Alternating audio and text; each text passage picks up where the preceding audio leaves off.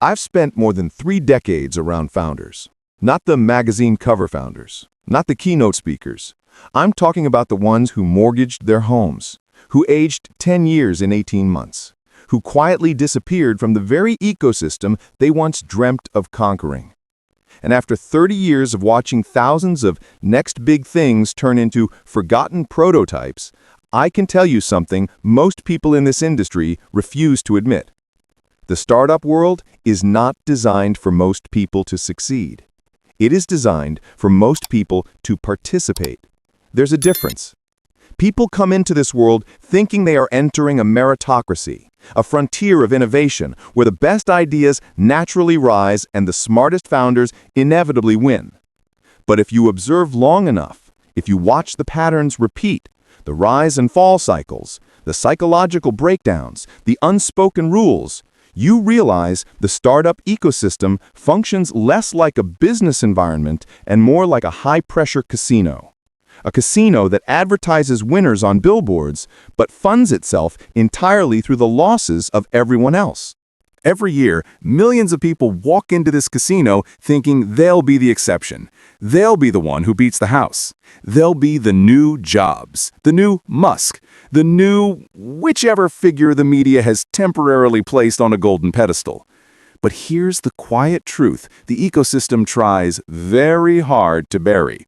Most people who entered the startup world are not being trained. They're being filtered. The pitch competitions, the accelerators, the incubators, the founder boot camps, the hackathons, these do not select for brilliance. They select for endurance, for personality traits, for a very specific form of tolerance towards instability, financial insecurity, and emotional volatility. You are not being assessed on whether your idea is good. You are being assessed on whether you can withstand chaos long enough for investors to extract value from you. And the harshest part? Most founders don't realize this until it's too late. By the time they see the game clearly, they are already deep in it, burning through savings, pulling all-nighters, sacrificing relationships, telling themselves they're close, that one more pivot will fix everything. I've watched incredibly talented people crumble because they believe the ecosystem's favorite lie. If you work hard enough, you'll make it. No, that's not how this world works. In startups, hard work matters far less than timing, luck, emotional endurance, and whether your idea fits into the investment narratives of the moment. I've watched brilliant founders fail because the market shifted. I've watched average founders succeed because they happened to be early. I've watched delusional founders raise millions because they had charisma and confidence, even though their product barely existed. I've watched disciplined, rational founders die quietly because no one taught them that storytelling raises more money than competence. If this sounds bleak, it's because it is. Not out of cynicism, but out of observation. The startup dream sells itself as a ladder, but it's not. A ladder has room for everyone to climb. This is a tournament that needs a large pool of hopefuls in order for a few winners to emerge, and for the ecosystem to sustain itself financially and psychologically. People see the winners. People imitate the winners. People enter the arena believing they'll be the winners. Meanwhile, the system keeps extracting energy, time, savings, youth, and the cycle restarts every year. Most founders don't fail because they weren't good enough. Most founders fail because they walked into a system designed for them to fail quietly while others benefit loudly. And the worst part? They blame themselves instead of the architecture. If you stay in this field long enough, you start to notice something unsettling. There are rules, unwritten, unspoken, but universally enforced. I've mentored founders from every background imaginable. Ivy League kids with confidence sharp as glass, self-taught engineers from small towns, ex-corporate escapees, idealistic college dropouts, late-stage career reinventors. They're different in so many ways, yet they all collide with the same invisible walls. Let me tell you about a few of those rules. Rule number 1. The system rewards storytelling, not substance. This is the part no one preparing pitch decks wants to hear. Great ideas do not automatically attract capital. Great stories do. I've seen founders with fragile products raise millions because they sold a future, a vision, an identity. Meanwhile, founders with actual working prototypes struggle because they speak like engineers instead of characters in a myth. Investors don't invest in what you've built. They invest in what they believe you might become. And belief is a fragile, volatile thing. Rule number 2. The strongest survive, but not the strong you think. People assume the startup world is Darwinian, survival of the fittest. No. It's survival of the most adaptable to uncertainty. The founders who survive longest are not the most intelligent or disciplined. They're the ones who can take punches, psychological, financial, relational, and keep moving as if the hit didn't land. You don't win because you're brilliant. You win because you can stay sane longer. Most people underestimate the psychological toll of waking up every morning knowing your runway is shrinking and your team looks at you like you're supposed to have answers. Most don't realize the cost until it's too late. Rule number 3. The market doesn't care about your passion. Passion is worshipped in this industry, but the market is indifferent to your enthusiasm. You can love an idea deeply, but if the market doesn't need it, doesn't want it, or isn't ready for it, it will starve you without remorse. And yet founders cling to passion like a life raft while the water around them freezes. The truth? Passion is fuel, not direction. Without direction, it burns you instead of powering you. Rule number 4. The ecosystem needs you more than you need it. This one is unpleasant, but honest. Startup ecosystems need a never-ending supply of hopeful founders, need incubators full, need pitch nights crowded, need accelerators oversubscribed, need hackathons brimming with hungry talent. Why? Because those gatherings produce deal flow, ideals to harvest, talent to poach, companies to acquire cheap, metrics to impress investors, churn to justify the system. Your dream powers a machine far bigger than your company. Rule number 5. Most advice is survivor bias wearing a suit.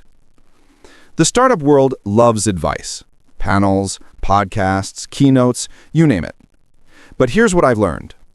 Most advice comes from people who succeeded once and assume their path is universal. It's not. They survived a system designed to eliminate almost everyone. They navigated variables most founders never even encounter. They won a lottery they don't fully understand themselves. Then, they wrap it in theories, frameworks, and clean narratives because humans hate randomness. But the truth is uncomfortable. You can do everything right and still lose. You can do everything wrong and still win. Effort matters. Skill matters. But they are only 2 players on a team of 10. Luck, timing, networks, investor psychology, macroeconomics, random events, market resets, social proof, narrative structure. Those decide the outcome far more than founders want to admit. Rule number 6. The trap feels like progress. This might be the most dangerous rule of all. The startup trap doesn't feel like a trap. It feels like momentum. Every new iteration feels like refining the idea. Every new deck feels like getting closer. Every new rejection feels like learning. Every new pitch feels like traction. Every new pivot feels like resiliency. You feel movement, but movement is not progress. This is why founders burn through savings with a sense of confidence that borders on delusion.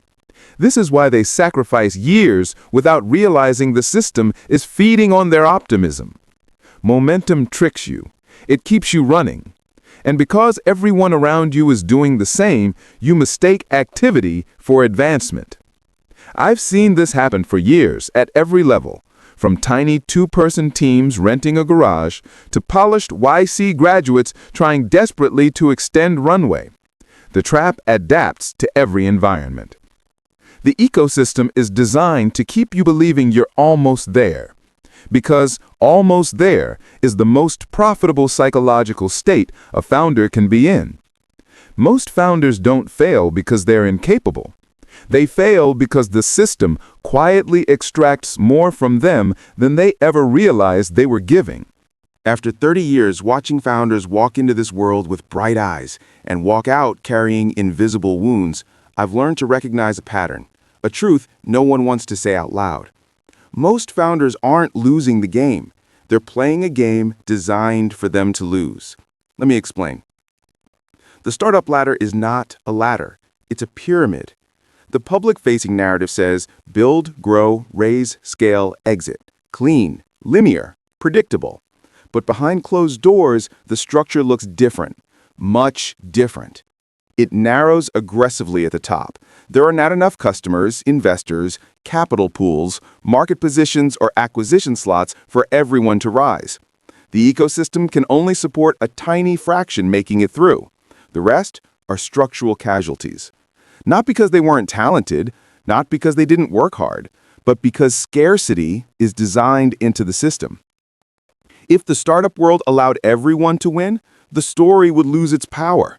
The story needs outliers. It needs icons. It needs unicorns. It needs statistical miracles walking around as if they are replicable paths, because those anomalies generate the belief required to keep the bottom layers filled. The most profitable state for the ecosystem is not founders succeeding. It's founders almost succeeding, almost raising, almost closing a deal, almost hitting product market fit, almost going viral, almost reaching break-even. Almost keeps you in the system. Almost keeps you funding yourself. Almost keeps you sacrificing, grinding, burning, hoping. If founders realized how slim the odds actually were, the entire engine would collapse.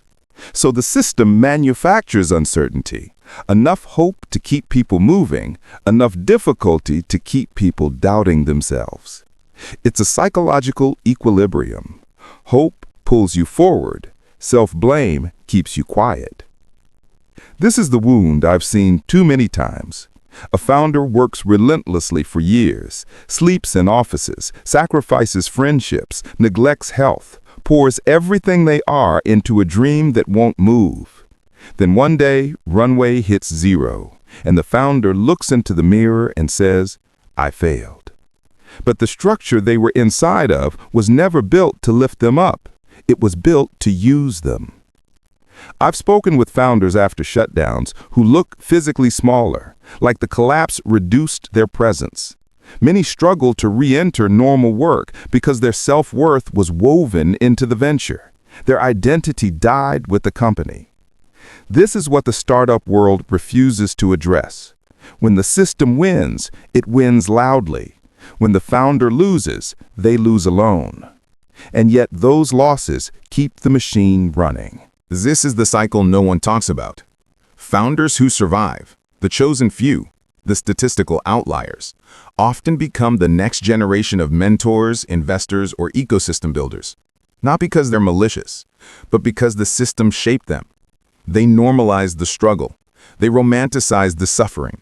They repeat the same rhetoric that once trapped them. Anyone can make it if they want it enough.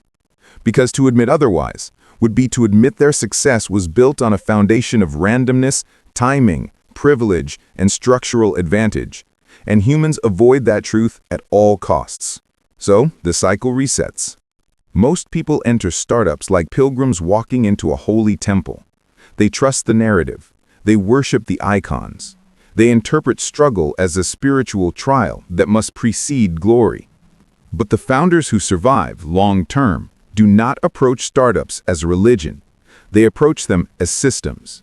Systems with incentives. Systems with extraction mechanisms. Systems with psychological design. Once you see the architecture, everything changes. You realize hard work alone won't save you. Passion alone won't propel you. Confidence alone won't open doors. Connections alone won't guarantee survival. But clarity? Clarity gives you leverage. Clarity lets you navigate without losing yourself. Clarity lets you treat the game like a game, not a prophecy.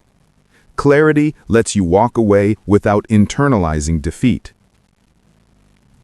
The startup world may not be fair. It may not be stable. It may not be designed for your success. But once you understand how it truly works, something powerful happens. The system stops choosing for you. You start choosing for yourself. And that, in a world built on uncertainty, is the first real victory any founder can claim.